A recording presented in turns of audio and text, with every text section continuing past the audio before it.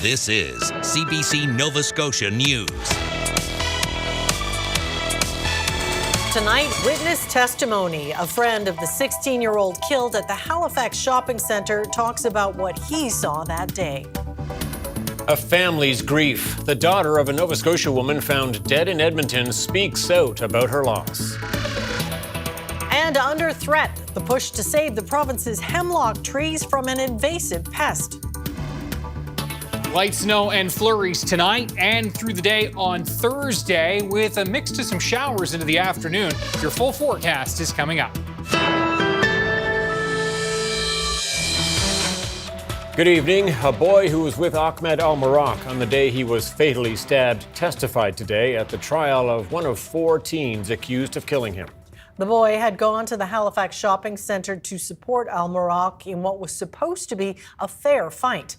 Blair Rhodes reports and a warning. Details of this case are disturbing.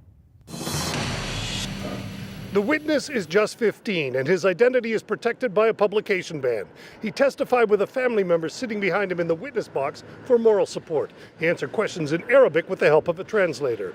He was one of a small group of boys Ahmed Al-Marak had asked to accompany him to the mall. Al-Marak had agreed to fight a boy in a dispute over a girl. It was supposed to be a confrontation just between the two of them. The witness testified that he and his group arrived at the bus terminal across from the mall and went to a nearby Tim Hortons to wait. He, Al-Marak, and another boy went to the parkade to check things out. They saw the other group approaching, and the witness says he ran back to the Tim Hortons to get reinforcements. When they returned to the parkade, the fight was already underway. Al-Marak had one boy in a headlock, but others were joining in. The witness says when they tried to intervene, one of the other group pulled a knife. None of Al-Marak's friends were armed, and they looked around the parking garage for something they could use as weapons. Finding nothing, they stayed back. The witness says at one point a girl took Al-Marak's backpack. He chased after her and she got knocked down. That's when one of the teens pulled a knife and stabbed Al-Marak in the chest. The witness says at that point it was like he and Al-Marak were the only ones in the parkade, and everyone else had disappeared. Blair Rhodes, CBC News, Halifax. A father and daughter who were killed on New Year's Eve in Halifax are being remembered as a woman who was the life of the party and an avid sports fan who coached hockey in his community of North Preston. An obituary posted online describes 40-year-old Corley Alicia Smith as a larger-than-life personality. The obituary says her 2 daughters were her life. 73-year-old Bradford Coy Downey is described as a sports fanatic who enjoyed watching football, baseball, and hockey. Smith and Downey were fatally shot by Smith's boyfriend on January 31st. Matthew Costain was found dead a few hours later of a self-inflicted gunshot wound. Police say it's the latest case of intimate partner violence. A funeral service for both Smith and Downey will be held on Saturday at St. Thomas Baptist Church in North Preston. We're learning more about a Nova Scotia woman who Edmonton police say was killed as a result of intimate partner violence. Ashley Burke's body was discovered in late December. As Travis McEwen reports, Burke's daughter is talking about her mom in hopes of helping others. I'm on the shore of the North Saskatchewan River near Whitemud Park. It's where the body of Ashley Burke was found on December 30th. Edmonton police say the 43-year-old's death is the result of intimate partner violence. Advocates for domestic violence victims say that it fits a disturbing trend. She was always big into photo albums and making sure we had all these memories. Abigail Robson cherishes these keepsakes to remember her mother. She refers to her classic East Coast charm as the two moved to Alberta from Pictou, Nova Scotia a decade ago. She was a very kind-hearted woman. She had her feisty moments, but she'd always give you the shirt off your back if you needed anything. My mom's so invincible, nothing ever happened to her over these years. I was nothing was ever going to happen to my mom until it does happen one day. Police have charged 31-year-old Daniel Boothman with second-degree murder. The cause of Burke's death hasn't been released. Robson is speaking publicly and hopes victims of intimate partner violence may get the help they need. I just don't want people to be afraid to ask for help. On December 29th, Anya Kaminsky and her father, Stanislaw Wardzala, were killed in Calgary. Police believe they were killed by Anya's spouse, Benedict Kaminsky. His body was found north of Calgary. This advocate for victims of domestic violence says there's typically an increase after the holidays. To see these femicides happen in the context of the actual holidays is even more alarming to me. You know, throughout the holiday season, there's a lot of factors that contribute to that. So you've got families together for a long period of times that aren't normally. You've got people kind of isolated with their families that they may not normally have. There's expectations as mothers and as families to uphold images that you try to do through the holiday season and keep things back inside that you would normally, you know, find outlets for too. Close to 3 years ago, Robson and her mother gifted each other the same bracelet with an infinity symbol, something she plans to get tattooed on her wrist. Just that me and my mom would always be together forever. A bond and memories she'll always hold on to. Travis McEwen, CBC News, Edmonton. The search to find the next leader of the Nova Scotia Liberal Party is going to take some time. The party has announced that its leadership convention will be held in November of 2026, nearly 2 years from now. The party says this extended period of time will provide them with the chance to rebuild and reconnect with Nova Scotians. Zach Churchill resigned as leader after the party lost all but 2 seats in the November provincial election. The 2 remaining MLAs, Derek Mumbercat and Ian Rankin, are both serving as interim leader until the leadership race is held. The union that represents 5,000 school support staff across the province is accusing the Houston government of dragging its feet on coming up with a new contract.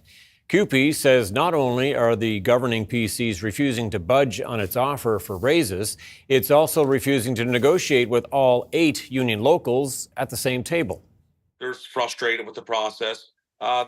We had a common table previous with the government, but now they don't want us to have a common table. They want every RCE to negotiate their own contracts. I would say that's a divide and conquer situation.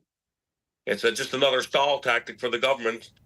Teaching assistants, early childhood educators and librarians and school bus drivers gave the union a 94% strike mandate in October.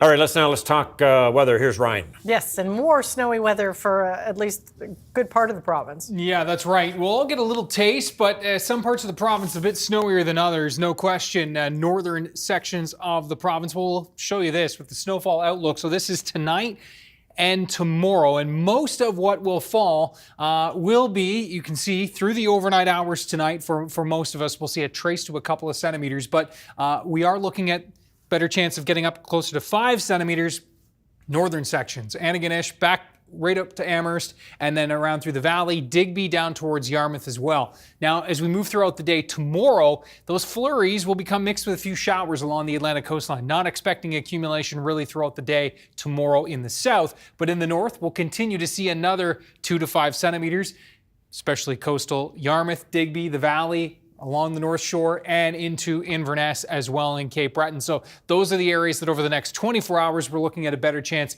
of 5 to 10 centimeter amounts. Now, in terms of the timing of all this, you can see the first band comes through tonight, and then we've got that secondary push coming through tomorrow with that mix to some showers into the afternoon. Your full 7-day is coming up. All right. Thanks, Ryan. Looking forward to it. Thanks, Ryan. The $36 million renovation to the Canada Games complex on the campus of Cape Breton University is behind schedule. The ice was supposed to be in this month, but it will be at least the spring before the puck is officially dropped. The CBC's Kyle Moore has the story. The main doors to the Canada Games complex are behind fencing, with construction zone signs posted everywhere.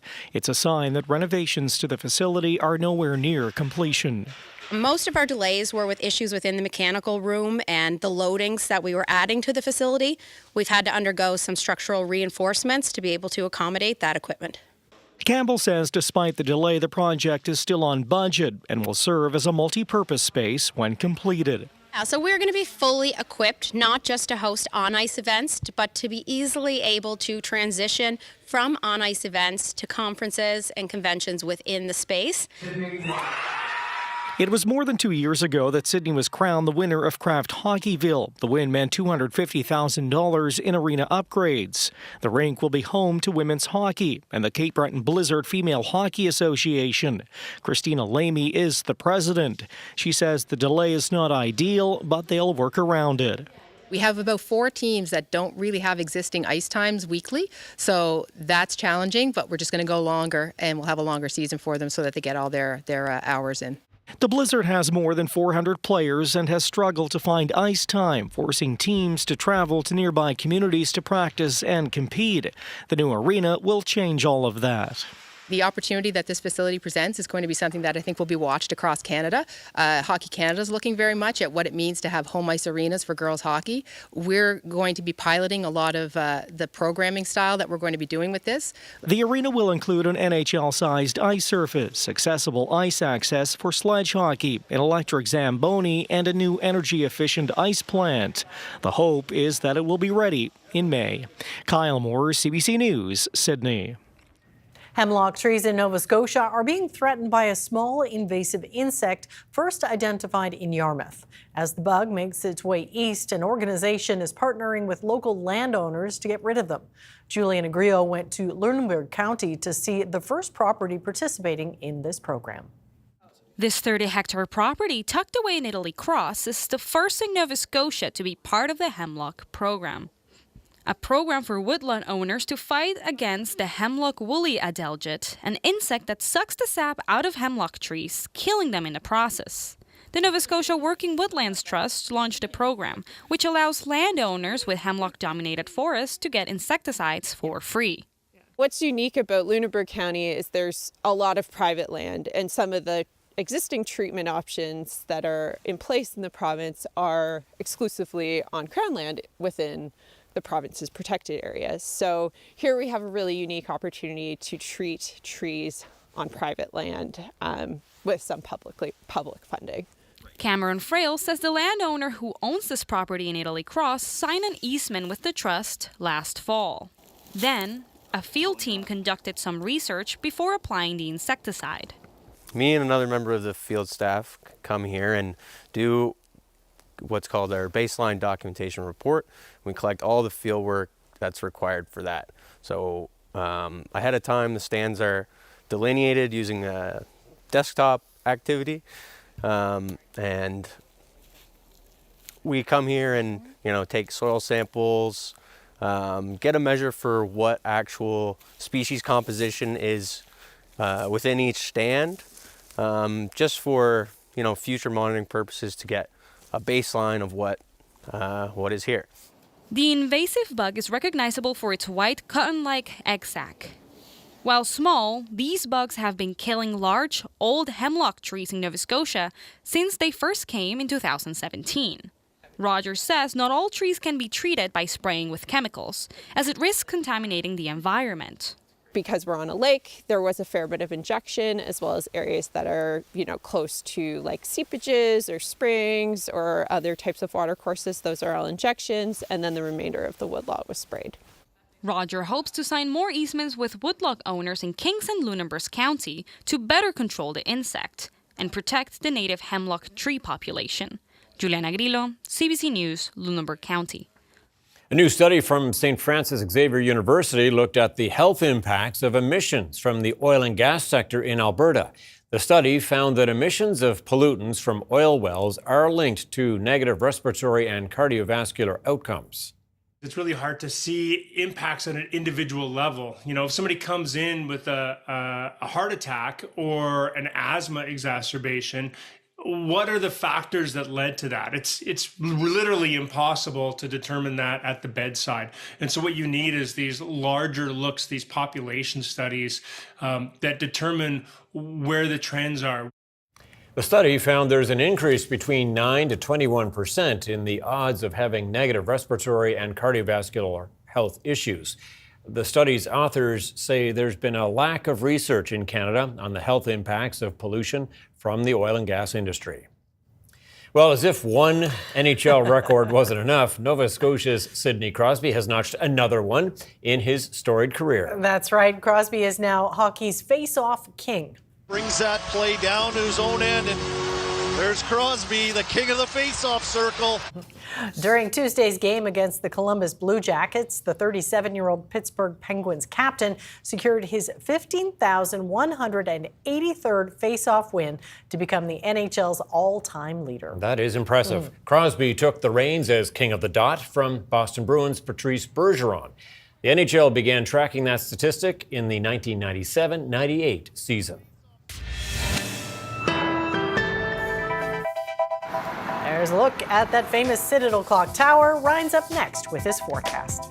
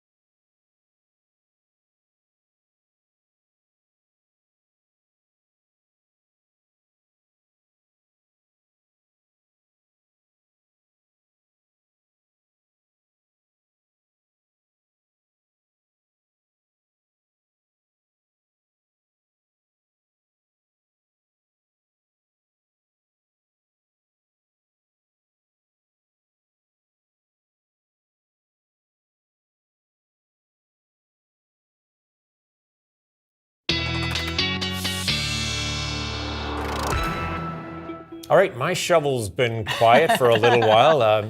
Not looking for a lot of work, No, but you know. I think you get a broom this time around, at least in Halifax, Maybe, right? yeah. You're just because you're saying that, Tom. Yeah. Just because you're saying Watch that, for a right? dumping of You know, snow. my shovel's really looking Here, for February's right around the corner, isn't You it? can blame Tom for that one. Yeah, that's right. Send your emails to Tom. That's right. Yeah, listen, some shovels getting a workout tonight, no doubt, into tomorrow. Digby, the Valley, Colchester, Cumberland, the North Shore. Those are the spots.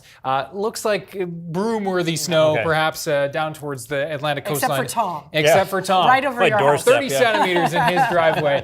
Have a look at our temperatures out there right now. We are looking at -5 in through Halifax, anywhere from -1 to -4 across Cape Breton. It is, 0 at Canso and Sable Island at 0 as well. That did get to 1 on Sable today. That was our provincial hotspot. As we look at the current winds, west to northwest winds, pretty gusty, pretty breezy, I should say, sustained in the 20, 30, Westport sustained at 50 at last check, and we're gusting upwards of 30, 40, and 50 kilometers per hour. The similar type wind tonight and tomorrow. Then we're actually going to see some stronger winds coming in for Friday, and we'll talk about that in just a second. So this is kind of the first of a couple of waves that we're going to be watching moving in right now. New Brunswick and pushing its way into Nova Scotia, Truro, down through Kentville, starting to see this picking up on the radar here. So this will be the first push that we will see, and there's more moisture to come as this low continues to spin east of Newfoundland, blocking high over Greenland. It's got nowhere to go, so it just slowly but surely wanders to the east, and all this moisture backing in from the Labrador Sea and then back into Atlantic Canada and us here in the Maritimes. This is the next low we're going to be keeping an eye on for the weekend. It looks more and more likely all the time to be a swing and a miss for us. Note temperatures warming up across Western Canada right now in that cold pocket. Nashville still at -1. And yeah, places like Georgia looking at some snow from that system that I was just talking about for us for the weekend. Snow as far south as Atlanta coming with that one. You can see temperatures tonight, -2 to -3 with those winds in from the west, sustained near 20, gusting 30 to 40. We'll see some gusts upwards of 60 for Inverness this evening. Now, this, again, timing this out with the hour by hour. So this is that first band coming in with that accumulation through this evening, breaking up a little bit through the overnight into tomorrow. Expecting to be pretty quiet tomorrow morning, except for, of course, with that snow that had fallen overnight. In through the Annapolis Valley, Digby, Yarmouth, though, this looks like we'll continue to see some onshore flurries here. And so you folks likely snowy even into the afternoon tomorrow. Then we're all a bit of a break for the midday, and then it looks like we'll see this secondary band coming in through the afternoon for the Northumberland shore. And this is where things could be snowy on that 104 from Truro to Antigonish and into Cape Breton for tomorrow afternoon. So we add up tonight and tomorrow. Widespread trace to 5 centimeters, as we said, with those pockets of 5 to 10 centimeters looking a little more likely for those northern areas. And yes, the Highlands, Inverness County, continue to see yet another 10 centimeters, and we could see snowfall amounts even higher than that in the higher elevations. And I should mention that we will be continuing to see some more snow for tomorrow night as well in through the northeast, and that'll linger into Friday as well. Back to tomorrow, and you can see temperatures right around the 1 to 3 range. There's that potential with the temperatures up to 3 degrees for some of that mixing from Richmond County along the coast, Cape Breton County, down to Halifax County, and here into the west as well. We'll see the potential for some of those showers mixing in. Friday, temperatures still in that 1 to 3 range. The winds are going to be really gusty here. Cape Breton in the east, gusting likely 60, 70, even 80 kilometers per hour. Gusts 50 to 60 further to the west, but it is going to be certainly breezy. On Friday, there are the flurries that will continue to blow in there from the northeast. That wind on Friday will then ease through the overnight and into Saturday. Saturday looking quiet, and again, that storm that we've been keeping an eye on looking set to miss us to the south, but still some flakes likely on Sunday as a trough moves through the region. I'm not even going to mention the weekend. Thanks, Ryan. Thanks, Ryan. Thank you. Coming up, Reverend Rhona Britton, the leader of an historic African Nova Scotian church, holds her final sermon.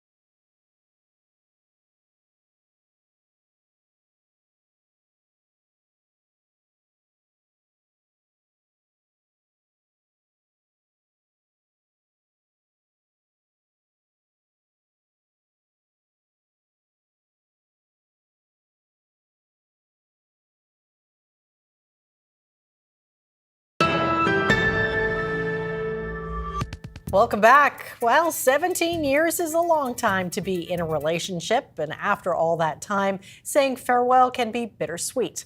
That's what happened on the last Sunday in 2024. Reverend Dr. Rhonda Britton delivered her last sermon at New Horizons Baptist Church in North End, Halifax, before her retirement. And more than 180 people packed the building for the service, including the CBC's Elizabeth Chu, who brings us this story tonight.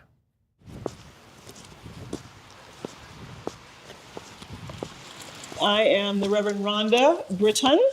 I am the senior pastor of New Horizons Baptist Church in Halifax, Nova Scotia.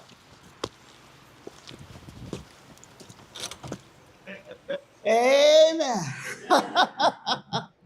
I'm going out the way I came in, y'all. All right, all right. I am retiring from the pastorate.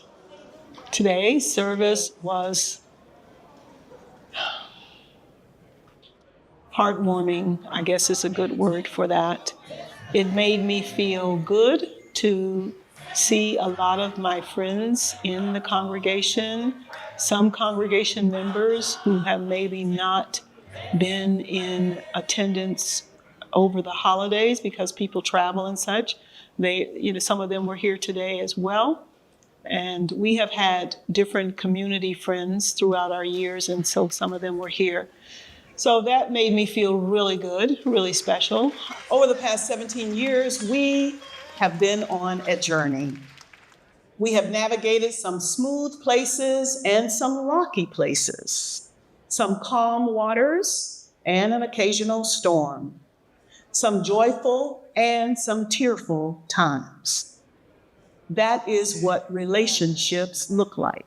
And when I realized that she was still going to be preaching, that today would be her last sermon, I promised her I would speak today. I want to thank Pastor B for bringing me into this church. I want to praise God. I want to praise Jesus.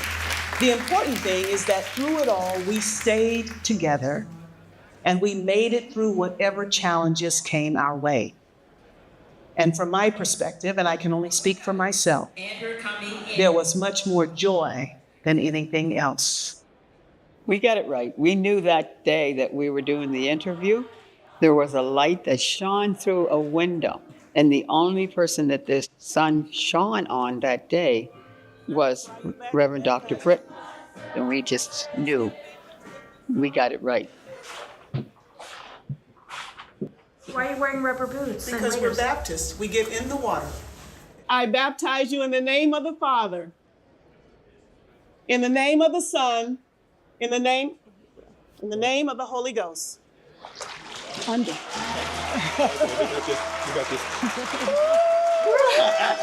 When I got here and people started making noises about the fact that our church building needed some repair or renovation, or we needed a new building, of course, I was not prepared for that.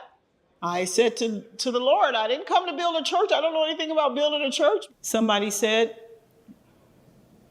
this assignment has been given to you because God knows that you can handle it and you can make it happen. And when it was done, the same person said, see, they've been trying to do this for decades, but it took you to come to make it happen. And so I feel really good about that. Due to our struggles within the communities, faith and faith followers, it's a trying time for those folks. So to be able to keep a congregation together and to keep our families and our organizations that are connected to the church and the community, it's a wonderful thing, and she's been a huge part of that. What I'll remember is that you don't pick your times, God picks your time. And God kind of thrusts you into these places where you need to have a voice and be a witness and to do some work, to be the extension of God's heart to people. Now, as I prepare to take my leave, I remind you that you are loved. That is the first thing I want you to remember. I still have on my answering machine at home in Toronto, her calling me to say, George, this is your pastor calling. I keep that message on my phone forever. I feel I'm excited about a new chapter in my life. I feel a little sorrowful about leaving my friends and family here in this church. I've become close to a lot of people here. And I have enjoyed my work in this church so much that it just feels surreal to me that I won't be here anymore. I can hardly believe it myself. It's time for us to say farewell. Everything in that song was exactly how I feel. It's when she smiles, and it's just like the smile of God for me. So what's next for me is rest and relaxation. That's the first thing. I plan to do a bit of traveling and, and just to catch up, with myself. She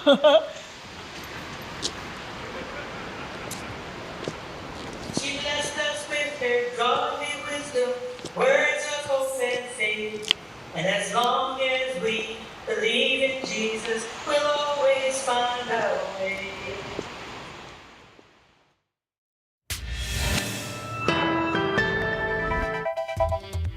Coming up, the federal Liberal caucus meets in Ottawa for the first time since Justin Trudeau announced his resignation. And tens of thousands of people are forced to flee their homes as wildfires rage out of control in Southern California.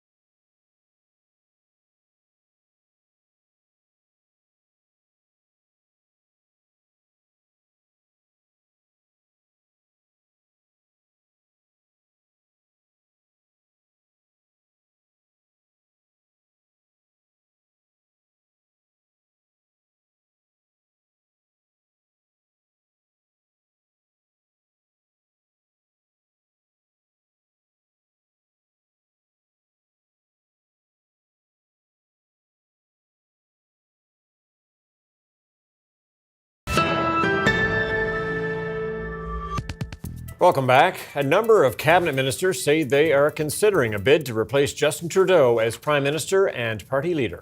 But one high-profile Liberal says he won't be in the running. Ashley Burke has the latest on how the leadership race is shaping up. On his way into caucus, but out of office, Justin Trudeau meeting with his MPs as the field of his possible successors starts to narrow. Trudeau's new second in command says Liberals across the country are encouraging him to run, but he's decided not to. Last night, and then after sleeping on it this morning, I decided that the most important thing I should do over the next few months is my job as Minister of Finance and Intergovernmental Affairs. A decision Dominic LeBlanc says came down to Donald Trump and his tariff threat. I will be solely focused on the real economic threat. Four other cabinet ministers are now on the list of those who may run. I am absolutely considering. I want to ensure that I have a sufficient amount of support to be competitive in the race. I very much know that I'm the Minister of Foreign Affairs at a time where it's extremely difficult with the American administration, the incoming one. And so that's why I'll continue my reflection. Trudeau's former Deputy Prime Minister, Chrystia Freeland, also viewed as a top contender. She's not saying anything publicly about her intentions, but privately is making calls. In a stunning move, she resigned in December after Trudeau tried to replace her as finance minister and offer her another portfolio tied to Canada-US relations. But that backfired and became a pivotal moment. I care deeply about this country. That led to insurmountable internal pressure for Trudeau to resign. I had really hoped that she would agree to continue as my Deputy Prime Minister and take on one of the most important files that not just this government but this country is facing. But she chose otherwise. Some Liberals say Trudeau waited too long to say he'll leave. Now a leadership race will unfold as Trump takes office in less than 2 weeks. Very much should have started earlier. You could point to a lot of decision points over the last 6 months that would have made this process a lot easier. Trudeau will meet with the Liberals' national executive tomorrow to talk about how the leadership race will unfold. It will be up to the party to decide how it chooses its next leader and start figuring out what the rules will be. Ashley Burke, CBC News, Ottawa. There is more reaction tonight after Donald Trump threatened to use economic force to make Canada the 51st U.S. state. Federal officials here say it's not funny anymore, and U.S. Democrats see it as the president-elect trying to distract from his economic promises. Chris Reyes. Yet another image on President-elect Donald Trump's social media feed, sending a clear message of his intentions for Canada. The post comes after Trump doubled down on his pitch to make Canada the 51st state at a press conference from his Florida home on Tuesday. The reaction has been coming in fast and furious. The Liberals are punching back hard. When President-elect Trump talks, we need to listen, and we need to take him very seriously. I never take his threats lightly. At the same time, we can't take the bait. I think we're extremely strong as a country. I think our economy is strong. I think our people are strong. And I think we'll never back down. Ontario's Premier, Doug Ford, has been hitting the American talk circuit to push back against the idea, but also to propose a stronger union between the U.S. and Canada. I love the U.S. I love Americans. And I get it. You know, President-elect Trump is a real estate tycoon. He's made billions. But that property's not for sale. As simple as that. Trump supporters are not letting up. Elon Musk responded to Prime Minister Justin Trudeau's post, saying there isn't a snowball's chance in hell that Canada would ever be a part of the U.S. Musk wrote, "Girl, you're not the governor of Canada anymore, so it doesn't matter what you say." One Democrat called Trump's proposals a distraction. We are not going to take Greenland by force. We are not going to get Canada as the 51st state. We are not going to rename the Gulf of Mexico. So why is the president talking about that? What we're talking about here are things that are never going to happen. They're shiny things. They're little bits of tin foil and fireworks designed to distract us. Trump has threatened massive tariffs on Canadian goods if Canada doesn't become a part of the U.S. Chris Reyes, CBC News, New York. Outgoing top U.S. diplomat Antony Blinken says the world shouldn't waste a lot of time on Donald Trump's remarks about Greenland. On Tuesday, the president-elect said he would not rule out using military force to take over the Danish territory. As Chris Brown reports, Trump's comments have raised serious questions among European leaders. Donald Trump says he wants to make Greenland's riches American property. And like Canadians, people there are struggling to understand how serious to take his threat. Kunne du tænke dig at blive amerikaner? Would you like to become an American? Asked the reporter. Jeg kan ikke lide dem. Not me. I don't want that. I må godt besøge os. You can visit us, she says, but nothing else. Igen. We need it for national security. That's for the free world. Trump stunned the world by suggesting Denmark should turn the giant island over. And if not, he could take it by force. Arriving in Copenhagen Wednesday, Greenland's PM Mutebe Oliu called Trump's comments serious and said Greenland belongs to Greenlanders. Denmark's foreign minister gave a cautious response. I don't think we're in a foreign policy crisis, said Lars Rasmussen. I see a president on his way into the White House who has a heightened focus on the Arctic. But Trump's remarks implying using force against a NATO ally and unilaterally redrawing national borders have rattled Europeans. Every country must adhere to the inviolability of borders, said Germany's chancellor. Trump's son, Don Jr., flew into Nuuk for a few hours on Tuesday, presumably to underscore his dad's seriousness. This Danish analyst says until Trump actually makes an official move, caution from the Danish government is likely wise. They've been extremely diplomatic in their response and emphasizing that we need to keep calm and maintain friendships and alliances and not disrupt them. Greenland's 57,000 mainly indigenous people were already in the midst of an emotional debate over their island's future, with many determined to end its colonial status. But few appear to consider swapping Danish rulers for American ones as a serious option. Chris Brown, CBC News, London. 4 wildfires are raging in the Los Angeles area. Thousands of residents have escaped from burning homes amid powerful winds and giant plumes of smoke. Several more have been ordered to evacuate the area. At least 2 people have been killed and more than 1,000 structures destroyed. Belle Puri has more. It's a hurricane of fire.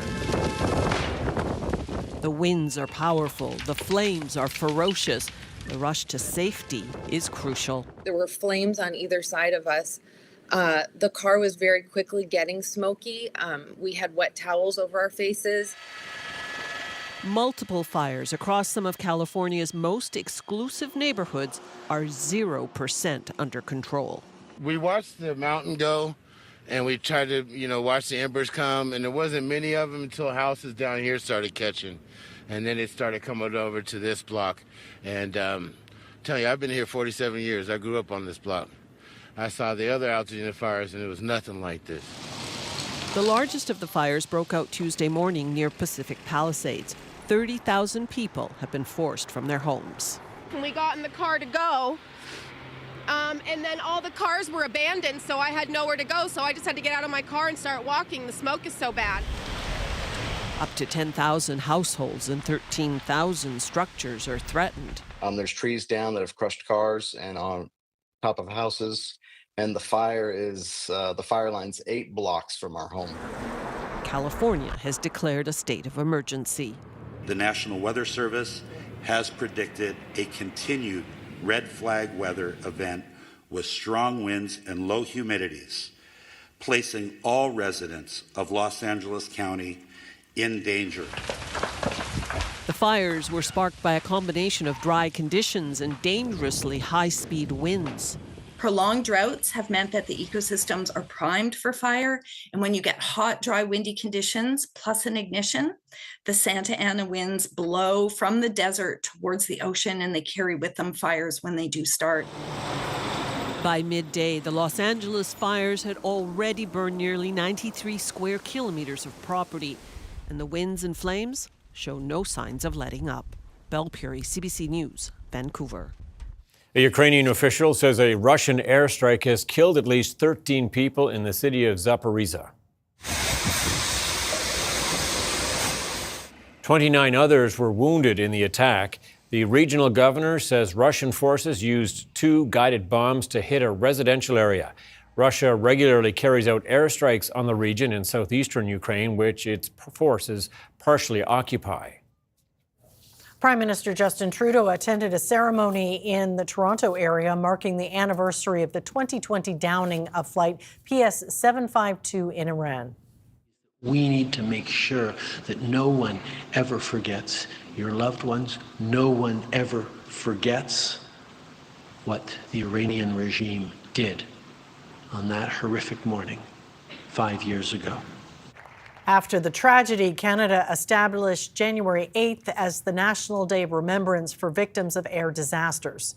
The Ukraine Airlines passenger plane was shot down by 2 Iranian missiles shortly after taking off from Tehran. All 176 people on board were killed.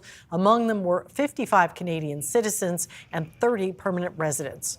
Canada, along with the UK, Sweden, and Ukraine, have vowed to hold Iran accountable for the tragedy. CBC News is launching a new series on immigration called Welcome to Canada.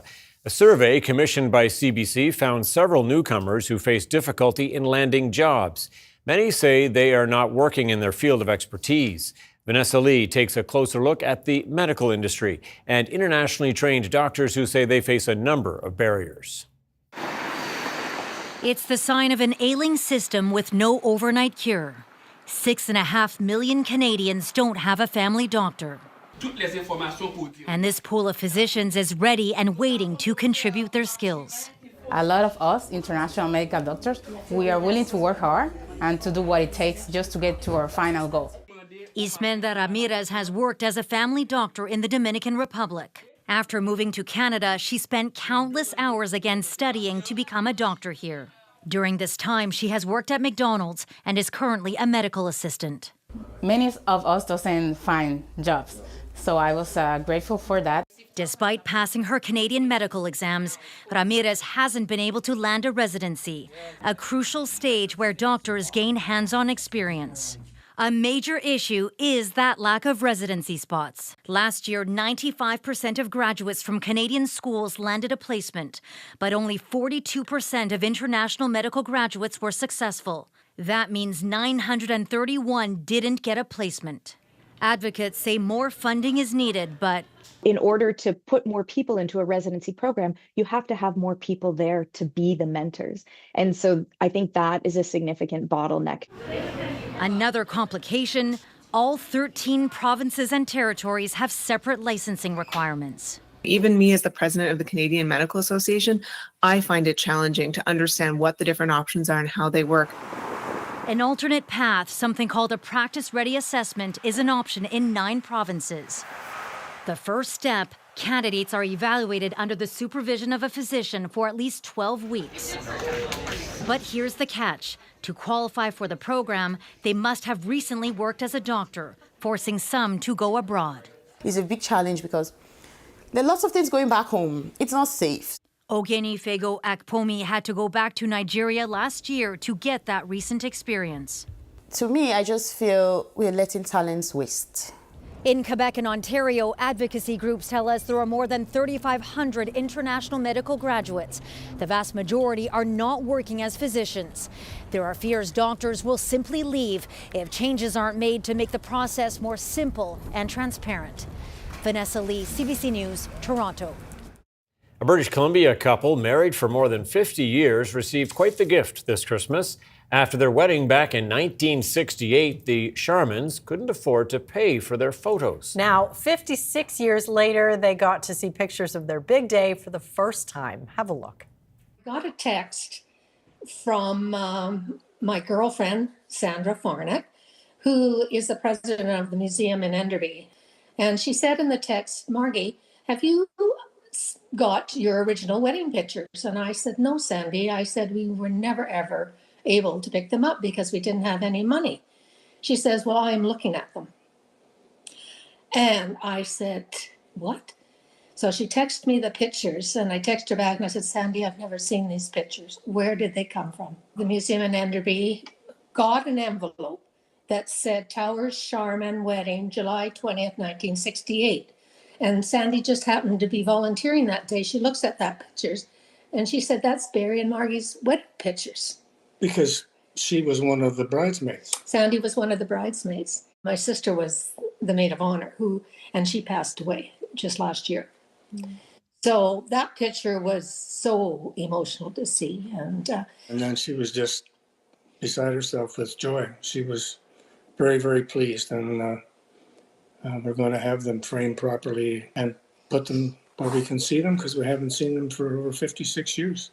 I couldn't believe how in the picture of the whole wedding party that the photographer had us not smile. There wasn't a smile in the group. None of us were smiling. Yeah, I couldn't believe it. She took a beautiful wedding picture, and I was just so happy that she picked me. And 56 years later, and plus, we're still going strong. So I guess she made the right choice. They're smiling now.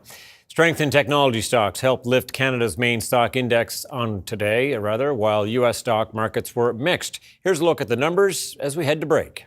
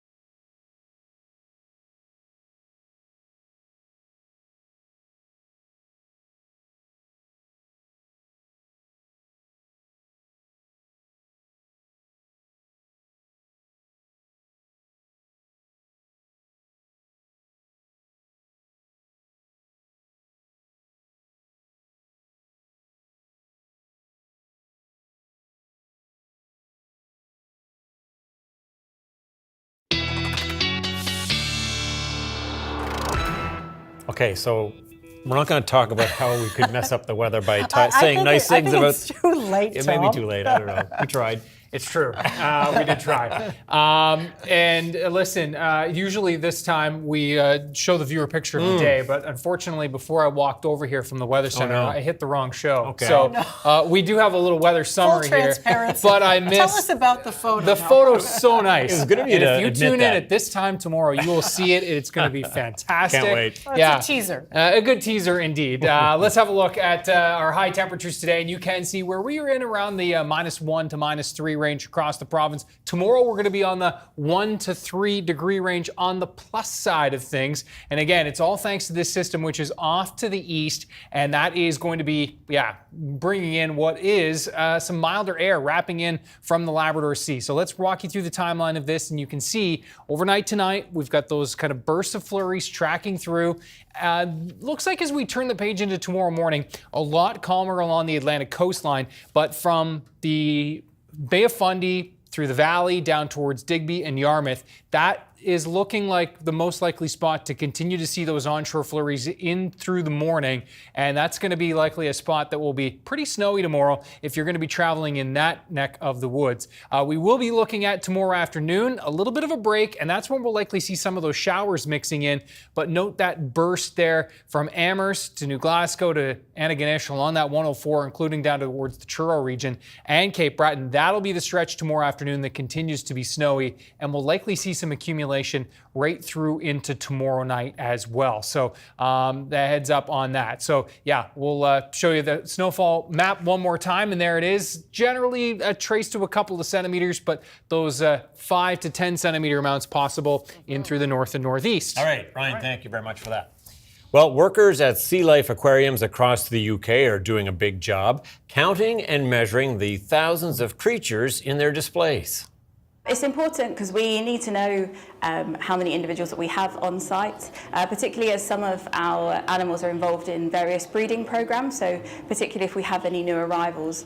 There are more than 30,000 sea creatures in the 11 aquariums from London to Manchester. The divers take an opportunity to do health checks and strengthen their bonds with the creatures. It's also a chance to do some cleaning to prepare for visitors in the new year. One of the heaviest residents turned out to be the seal, weighing 70 kilograms or 154 pounds. Looks a little large plump. fella. Yeah. All right, that's it for us tonight. Thanks so much for watching. We'll see you next time. Good night. Take care.